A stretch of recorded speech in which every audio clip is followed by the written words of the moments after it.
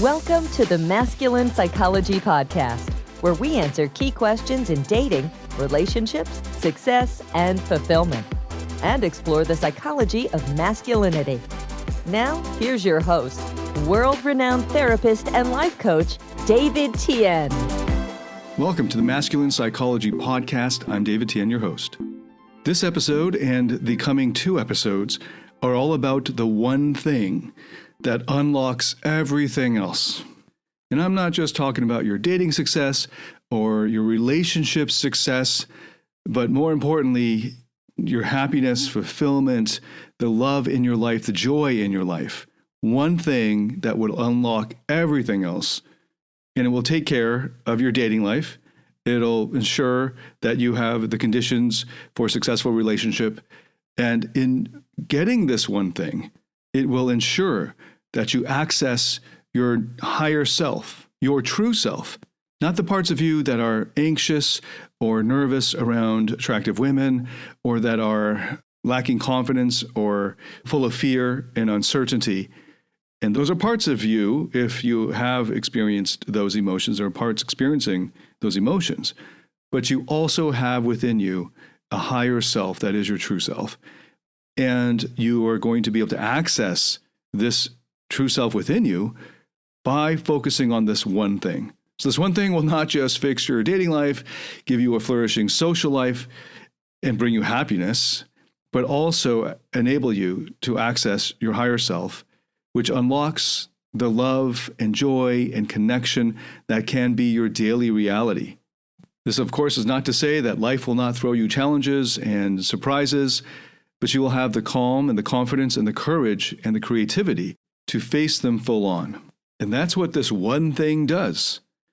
Okay, hopefully we will not give away the one thing in the title of this. Maybe we will. But hopefully that gets you intrigued enough to keep listening. The one thing, the kind of Rosetta Stone of your happiness and success in life, especially with women, because I know many of you have found me by searching on the internet for help with women, but much more than just success in your dating life and in your relationship, which is already huge. Your relationship is a huge factor in your life. And in addition to that, happiness, meaning, love, joy, fulfillment comes from this one thing.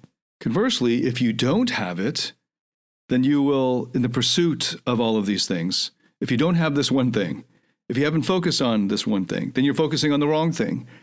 And if you don't focus on this one thing that I'm going to reveal, if you don't focus on this one thing, in the pursuit of all of these other areas of your life, of dating success, relationships, just success, I guess, worldly success, money, status, power, in the pursuit of anything else important in your life, if you're not focused on this one thing, if you don't take care of this one thing, if you don't have this one thing, then you will end up losing your mental health.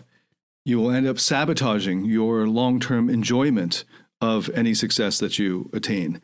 You will also lose any sense of calm and a deep, abiding inner confidence in facing the challenges of life.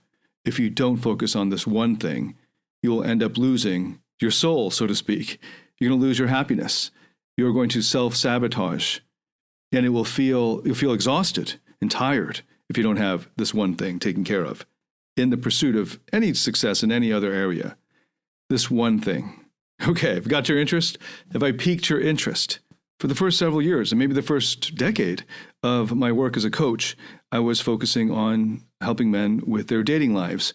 And as I'm trying to pivot into more of a mental health angle or helping you with therapeutic issues, I know that a big part of my audience is still responding to the dating content. Now, I could take any area of life and use that as the entryway to introducing the one thing. But I'm going to take dating, specifically addressing men, and hopefully this will resonate with you. So there is a big myth when it comes to men trying to figure out what to do to succeed with women in a casual dating, or even in a dating context leading to a committed relationship. And this myth is all about the alpha versus the beta male. And I'll call it the alpha myth. It's a myth not because there isn't a concept of alpha that could make sense. The myth is that thinking about whether you're alpha or not is going to help you. It doesn't help you. The very fact that you are wondering whether you're alpha or beta, or being concerned about whether you're alpha, or being afraid of not being alpha, proves that you're not alpha on any reasonable definition of that term.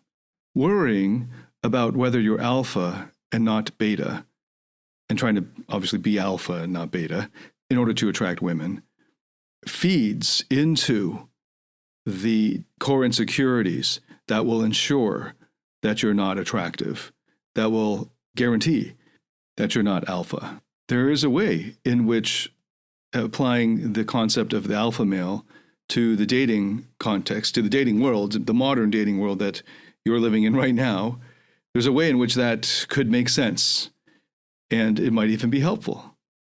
But worrying about it, using that as a guiding question, is self-sabotage.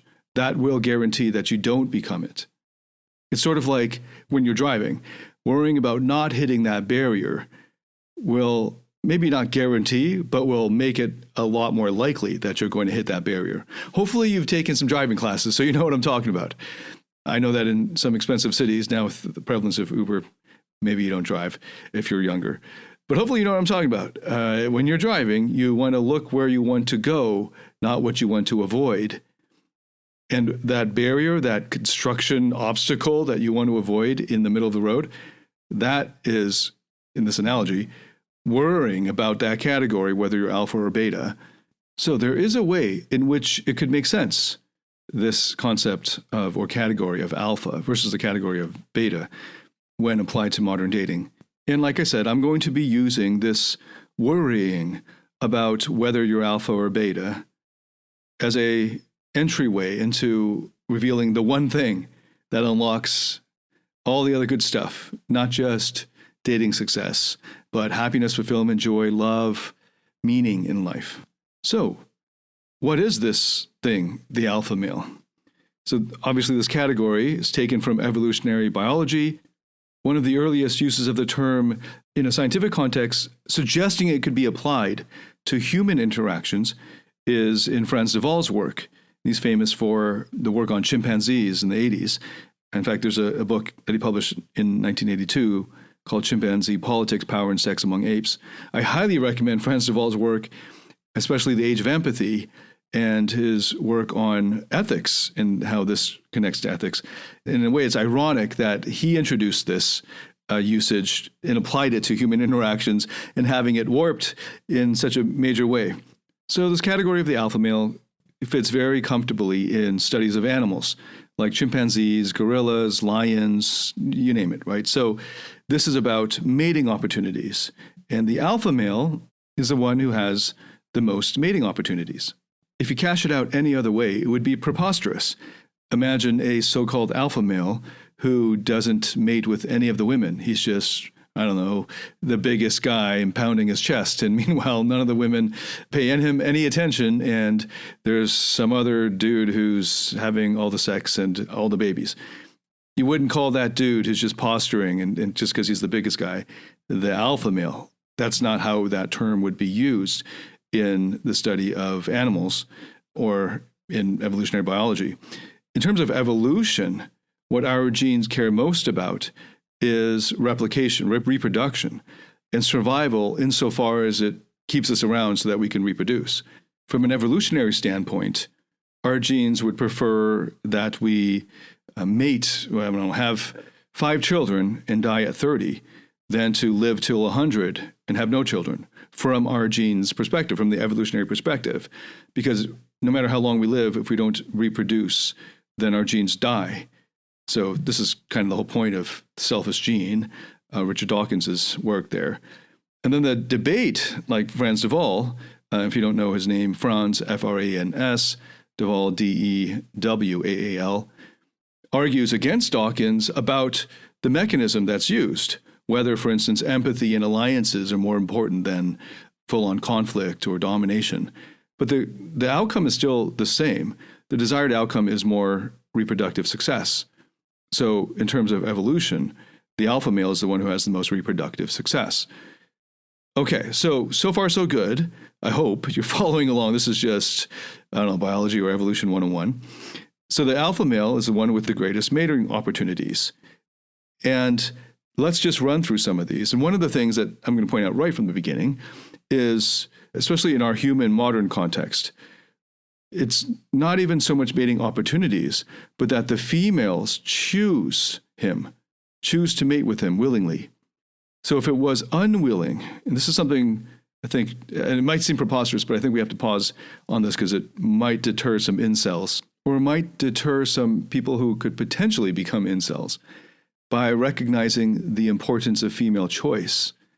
It's the females who decide through a kind of unconscious voting, which male is the alpha, which male would have the most mating opportunities. And maybe there's an equal number of them at the top, so alpha males at the top, but commonly there is a peak to the hierarchy. And it's the females who determine that through their choice. Because if it was purely mating opportunities, then you could be an alpha male by just raping women. Like you'd be just simply, if you were just the alpha male, that would just mean that you're the biggest rapist, right? Because if all it meant was that you're popping out babies, then first of all, there's some guys who have hundreds of kids through donating their sperm at sperm banks. So in that sense, they are the alpha males of humankind, just purely based on that. But there it wasn't that the women chose him specifically, though maybe he did have a nice profile or something in the book, so they chose him. So that's an outlying content. I mean, that is only because of modern technology that we'd have that kind of outlier case. But notice it is females choosing, not just rapist. The biggest serial rapist wouldn't be in any kind of sense that would be worth emulating or aspiring to, I hope, in that sense of alpha male. I'm worrying if you're alpha versus beta could not really be worrying whether you're a rapist or a guy who doesn't get to have sex. So clearly you want to have female choice, right? So right off the bat, you notice that it's females choosing. And that's an important element just to just recognize that it is subjective and relative. Who is or qualifies to be an alpha male at any given time is contingent on the females choosing. And that means that it tracks female choice. And that means that you have to understand female choice. So I've done a ton of videos and episodes, and a lot of my bigger dating courses begin by just breaking down what women want. That's just, so it's really important to be tracking that so you know that. If you care about things like alpha versus beta, I will be pointing out the one thing that you should really be focusing on, not this, but I'm going to be using this super common debate and worry that it seems like a lot of young men have to steer them into the understanding why that one thing is far more important, in fact, is necessary to focus on if you want long-term lasting success with women and in your relationship. So when I'm saying mating opportunities, the assumption is that opportunities given by or granted by or allowed by the females themselves. The females are the ones that you're choosing. It's not just that you're taking the mating opportunities that aren't given to you through rape or something like that. It can't be that the alpha is just the biggest rapist. I hope you understand that. And I'm just going to move on. So the real alpha isn't the one who has just lorded over by physically dominating the females. Though you might decide that that's the way you're going to go, then maybe you should, I don't know maybe you still listen to the episode and this podcast and maybe I can help you. But I hope that society constrains you and prevents you from doing harm. But hopefully you're a lot more attracted to the concept of the alpha male, who is the alpha male who's given mating opportunities by the females because they choose to do so. So then now, with that as the basis, what does make a male an alpha male? In other words, what does make a male the one that the majority or the most females choose out of all the other males? So I'm going to be going one by one through the most common factors that are cited, especially on the internet, especially by guys who are obsessed with whether they're alpha or beta, and then the ones who are obsessed with alpha or beta, are not alpha, but then also the ones who then theorize about all these other bullshit categories like gamma, what are these, omega, I can't remember. So they're filling in all these other things that are just unscientific, just to kind of nerd out on something that is not going to help them because of their own frustrations of not being what they consider to be alpha. So just as an aside, going back to just alpha versus beta and having that make sense, or making sense of that category of alpha as the one with given the most mating opportunities. What are some of the common conditions? Well, one is money. So a lot of guys think the richest guy is the alpha male. And that couldn't be the case because of, here, I'll just throw a counterexample out at you, the pool boy. And maybe you can already know where I'm going to go with this, but you can imagine a beautiful woman marries a rich guy, and this rich guy is so busy at work making riches that he leaves her at home bored hot housewife. And then, of course, they have a pool, and this strapping young pool boy comes over to clean the pool in his swimsuit, and she's eyeing him and thirsting after him, and there you go. He gets the mating opportunities, while this guy who works so hard, day in, day out, doing 80-hour weeks to afford her this lifestyle, makes all this money, and yet the pool boy swoops in and gets the mating opportunities chosen. The female chooses him. But of course, that's just the mating. That's the sex. There's totally other question of the person who's going to support her lifestyle financially. I mean, that would literally, he'd be the cuckolded one. The cuckold couldn't be the alpha. Right? So in this case, the scenario, the pool boy has won the mating opportunities, and his genes will be passed down. I mean, you could even just work this out. So maybe he has sex with her once a month or something because he's so busy, and she keeps making excuses. In the meantime, pool boy comes over every day, and they go at it, and they have a long affair. And, so you just see that the likelihood of him actually being the one who passes down his genes. So in terms of, mating opportunity is freely given, can't be money. How about status? A lot of people say status is all, and that's actually, there is a lot of scientific evidence for status being maybe one of the biggest predictors for male attractiveness. And certainly it is an important factor. Actually, all of the ones that I brought up are factors in explaining male attractiveness and short-term mating and long-term mating opportunities. But could this be used to define the alpha male status? And my friend Mark Manson, in his book Models for Men and Helping Them with Dating, in his first chapter, he cashes this out as status being the most important factor, but that we've evolved to have another factor. The women have evolved to not be able to, since they can't immediately ascertain status, they instead look to his behavior to determine his status. But in any case, it ends up being status. So what about status? The alpha male is the one with the highest status. So setting aside the fact that status is incredibly subjective, and there are many different hierarchies and so on, and status, a high status person in a country club will be a low status person in an inner city gangster land or something like that. So you can see how subjective it all is. But let's go with that. Let's say we can imagine a king. So this is unequivocal high status. A king in imperial times. He has the greatest status in his kingdom. He is literally the king of his kingdom. And now imagine this king has a harem. I don't know, let's fill it like King Solomon with 300 wives, 700 concubines. If he had sex with one woman every day, it would take him like over 3 years to get to every single woman in his harem. So that is literally what the Bible says the King Solomon had. And now imagine, because he can only get to them once a year, this king, unless he was did nothing else during the day in his ruling and just had sex. Maybe he could fit in 2 or 3 or more women in one day. But let's just assume, he's got 1,000 women in his harem. And imagine a Don Juan. In fact, there's a famous movie starring Johnny Depp and Marlon Brando. And Johnny Depp is very much in the news these days. Don Juan DeMarco. If you're a guy who wants to get better with women, I highly recommend this movie. It's highly entertaining, but it is also a brilliant depiction of a certain type of an archetype of a seducer. that Johnny Depp does very well and very naturally. Anyway, so there's a scene in that movie where Johnny Depp is in the harem. He snuck in as Don Juan into the emperor or the king's harem, and there are 100 naked women in that scene.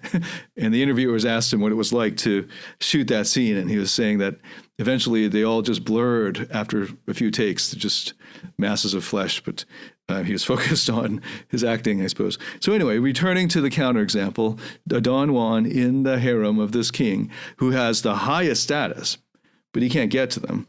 And meanwhile, Don Juan all day long is just screwing because these bored women, this is the stereotype that I'm setting up. And I wonder if somebody should do like a King Solomon in the harem. I don't know if anyone's done that, fiction or a movie,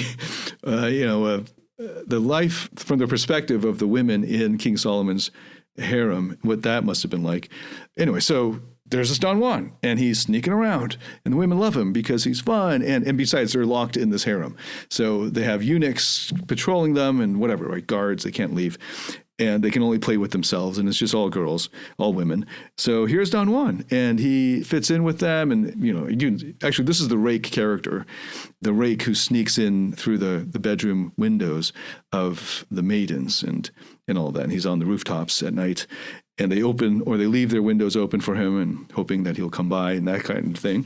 And here's Don Juan.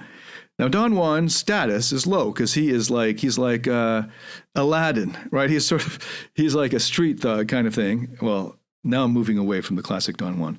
But you can imagine this like street kid, but who's just really comfortable around femininity and sexuality and is randy and is young and horny and can keep it up. And so as they depict in the movie Don Juan DeMarco having sex with 3 or more women a day, and eventually it's exhausted after a year or something like that of that activity and gets into that bedroom and collapses on the bed, and the concubine is so disappointed, like, oh no, what's wrong with you? It's my turn. And here's Don Juan. And in terms of evolution, if we cash it out as mating opportunities given to him by females, Don Juan wins over the king.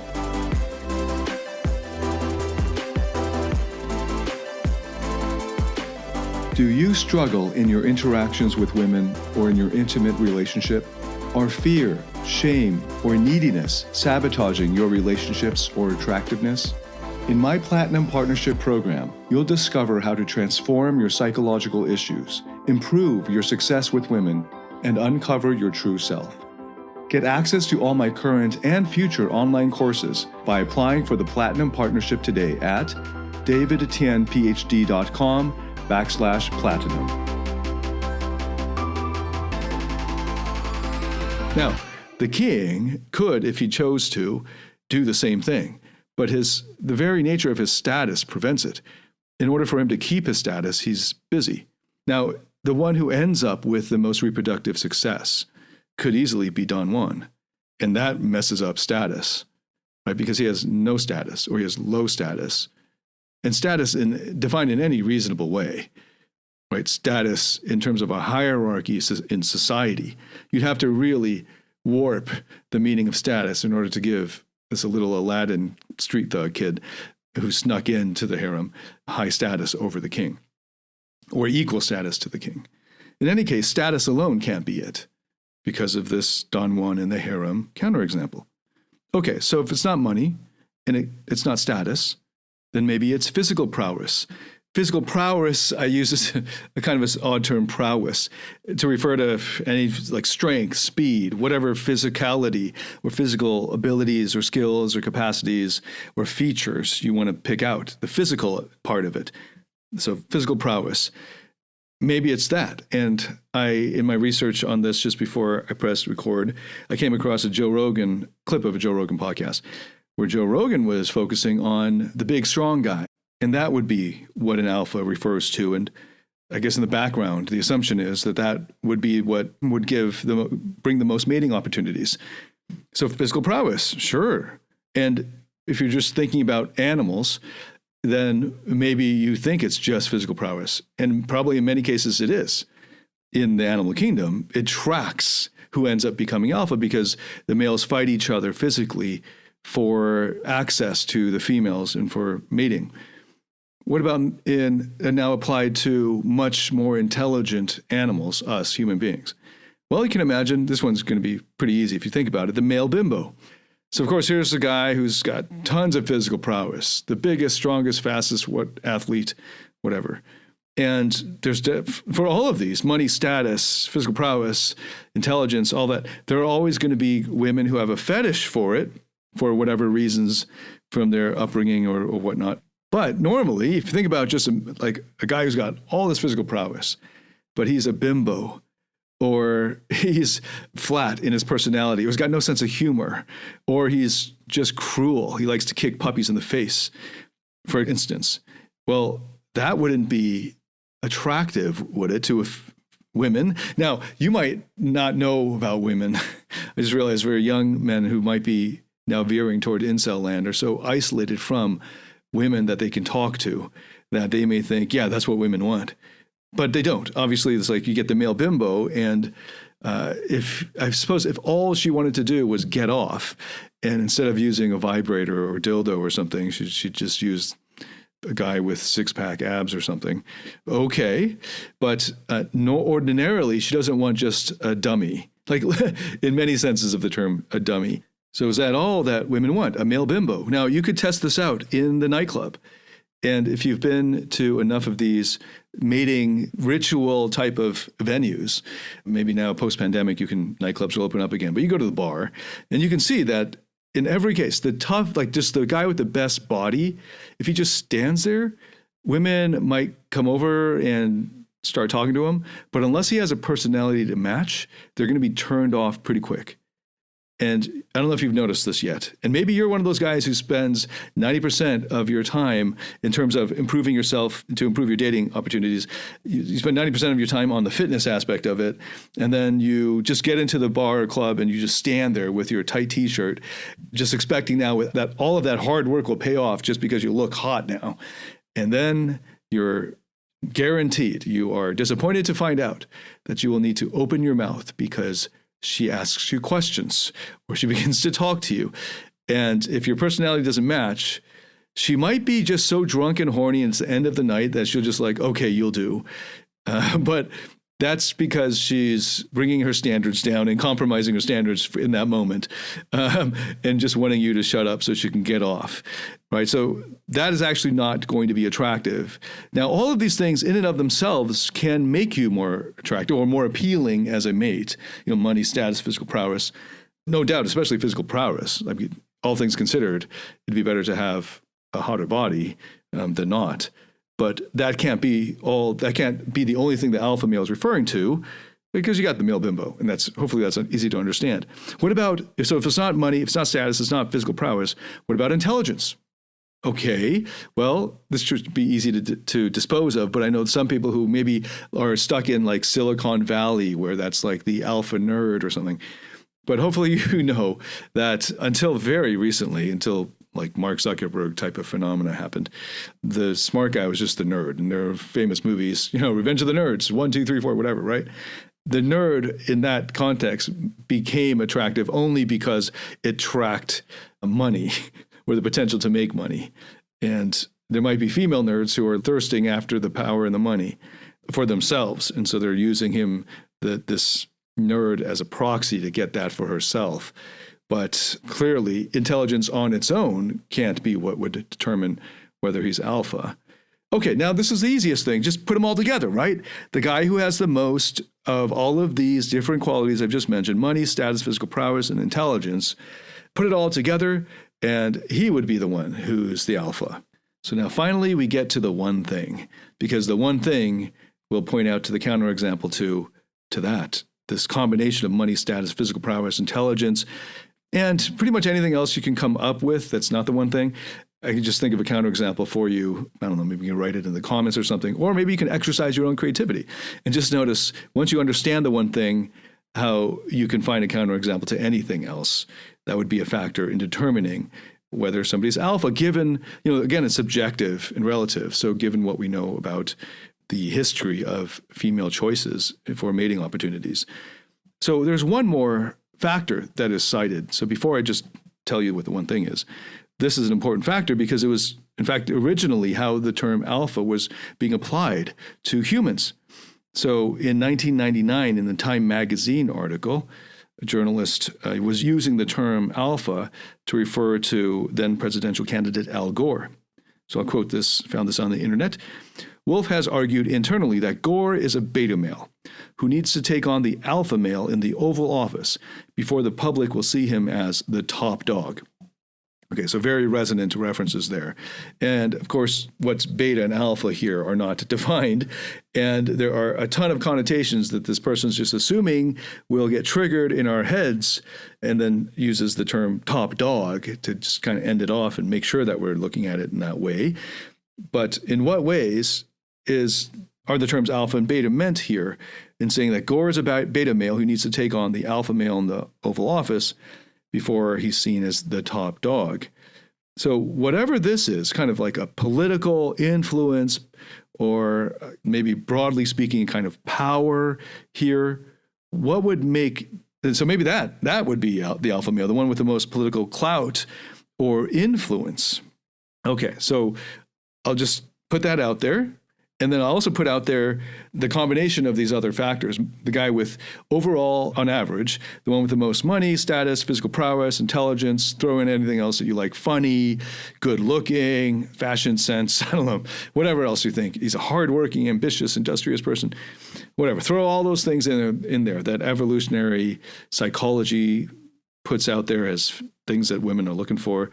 But that commonly men are focused on the easy ones, the visible ones, money, status, physicality, intelligence, and we'll throw in political influence, political power. Maybe you can dominate other men, like you can bully other men, like a top dog would, rough, and make the other men go hide in the corner so that you can have the mating opportunities. Maybe you don't understand. Maybe think very lowly of women, like an incel or red pill would, and think women are just animals and they only go after mean bullies. Right? So maybe that's the case. Is that what an alpha is? And again, alpha it's determined by female choice. Right? So again, the alpha male is the one with the most mating opportunities given to him by females. So then the question is, what are the features that females are looking for, consciously or unconsciously, to give mating opportunities? So just before I reveal the one thing, let's recap here. The alpha male is not the one with the most money. The alpha male is not the one with the most status. The alpha male is not the one with the most physical prowess. The alpha male is not the most intelligent one. And I'm about to argue and show you the alpha male is also not the one with the most political power or dominance over other males. So what is the thing that females choose in a man to give him a mating opportunity? So hopefully now I've said this enough times to explain to you what an alpha is. The alpha male is the one that is given the most mating opportunities by the females. And hopefully now, if you've been following the podcast, you would know where that factor is. Now you can take any one of these or all the combination of them, or let's focus on the political power. So let's just start with that, political power. So imagine a guy he's the president. Now imagine the president, and you can see, okay, the president, he's sexy. I don't know. Is the president, because he's the alpha of America, all the American women would want to have sex with him because he's the king of the kingdom of America?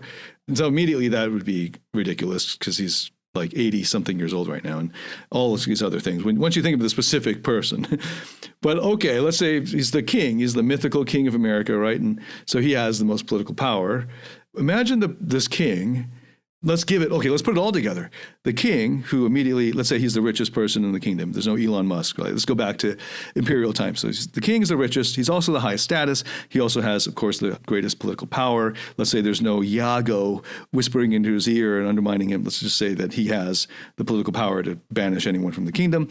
He also is, he's the most physically powerful dude in the kingdom as well. That's straight. Maybe he's like Genghis Khan, like warrior, like early young Genghis Khan. I don't know.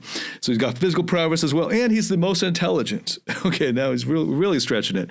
He's like a combination of, I don't know, the Hulk, Captain America, and Iron Man.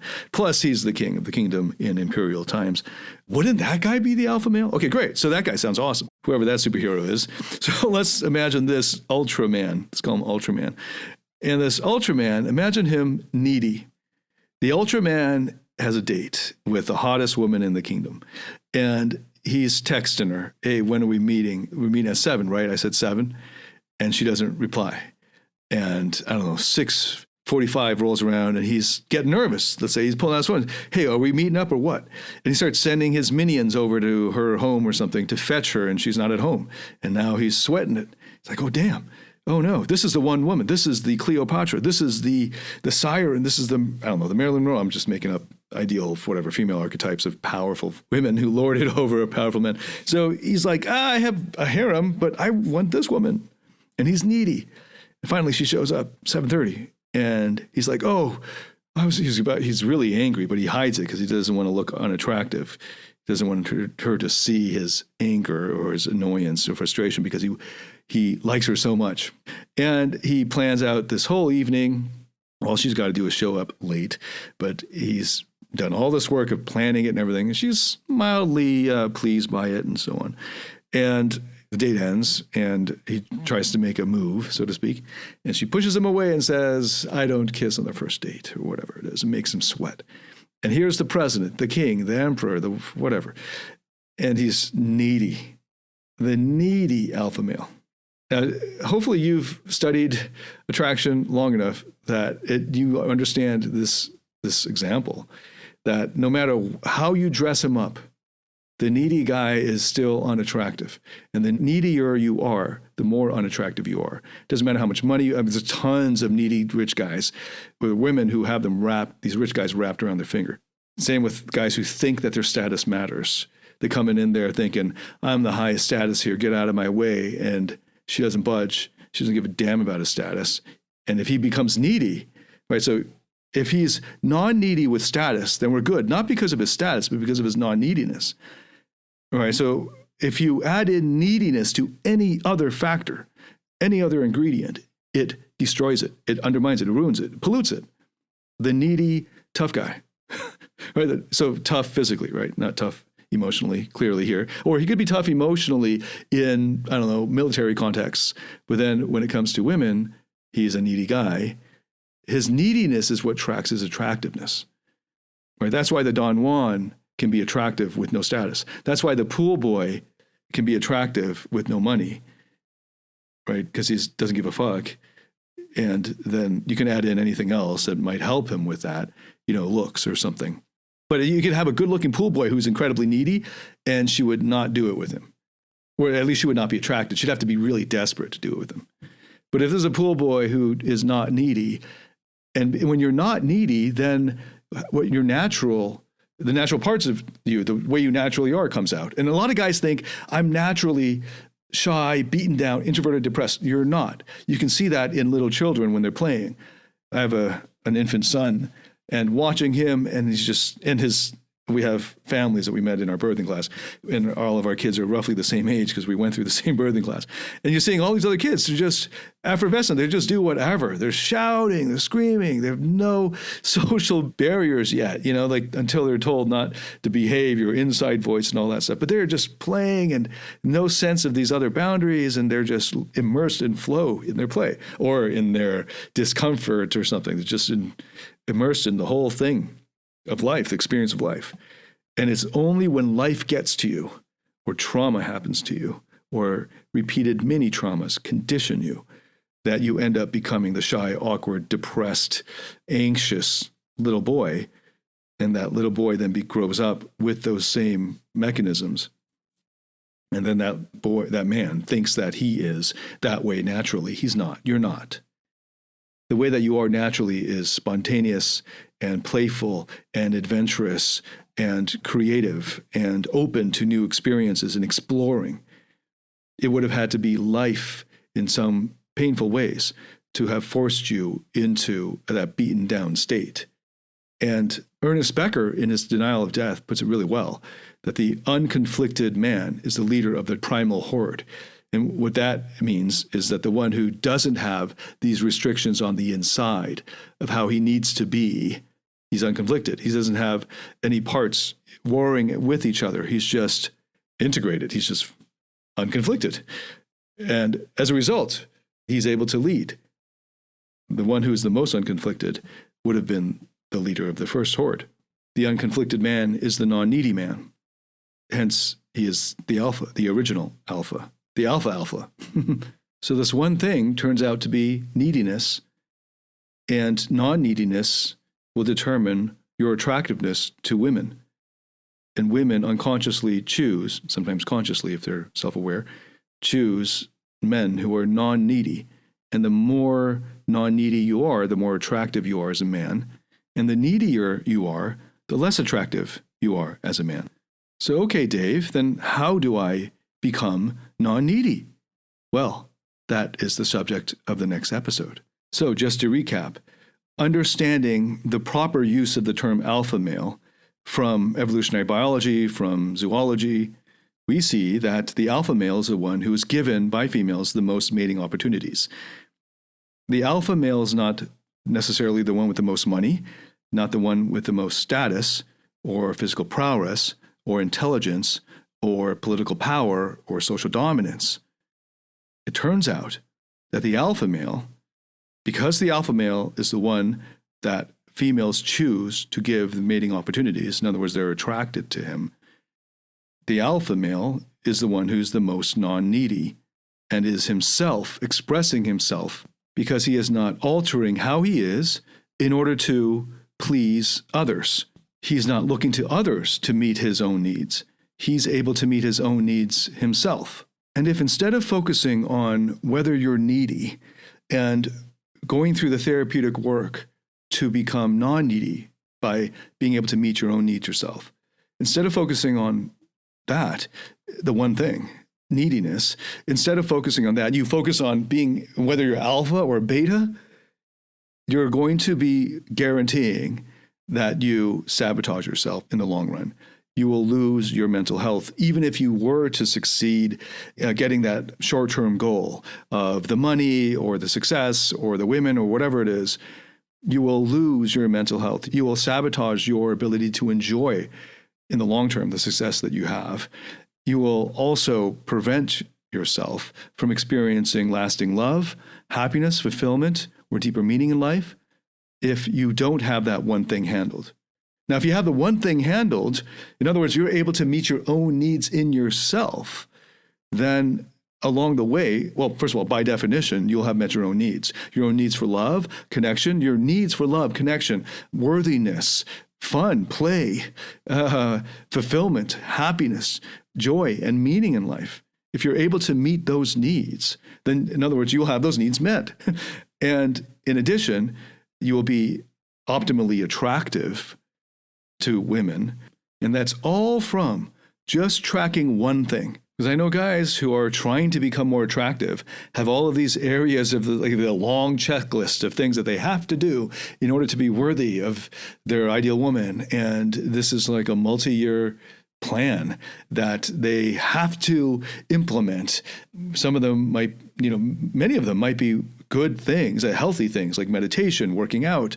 Some of them might be like learning conversation and humor, might be going through multiple video courses all the time, all in an effort to make themselves better, to improve themselves, develop themselves, without realizing that if they don't learn how to meet their own needs, if they don't do the therapeutic work, which is really just a shift in perspective, seeing themselves as not okay, to be able to see themselves and fully accept how they are right now and that it's okay. And from there, the growth is natural and effortless.